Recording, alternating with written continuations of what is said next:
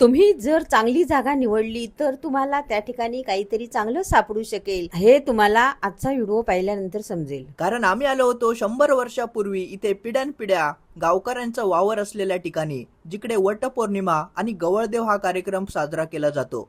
आता या ठिकाणी नेमकं काय काय पडलेलं सापडू शकतं हे आता आपण बघणार आहोत. आम्ही लगेचच त्या जागेचा आढावा घेऊन ट्रेजर हंटिंगला सुरुवात केली. आम्हाला उत्सुकता होती की काय सापडणार, आणि सुरुवातीलाच एक जुना कॉइन सापडला, पण तो मातीत इतका रंगला होता की काही दिसत नव्हतं. तसं आम्ही बाजूला शोधू लागलो, आणि बघता बघता पावल्या पावल्याच्या अंतरावर कॉइन सापडू लागले. इतके कॉइन ह्या जमिनीवर कसे आले हे अजूनपर्यंत आम्हाला समजलं नाही.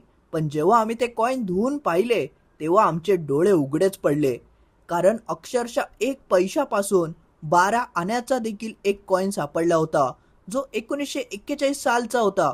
आता तुम्ही सांगा, हा कॉइन तुम्ही कधी पाहिला आहेत का, आणि ह्याची काय किंमत असू शकते, आणि 12 आणे म्हणजे नेमके किती पैसे हे सुद्धा कमेंटमध्ये नक्की कळवा. आणि असाच धमाकेदार कंटेंट पाहण्यासाठी आम्हाला इथे नक्की फॉलो करा. आणि ह्याचा संपूर्ण व्हिडिओ बोकोबा बिपंटर या यूट्यूब चॅनलवर अपलोड केला आहे. तिकडे जाऊन सविस्तर व्हिडिओ तुम्ही पाहू शकता.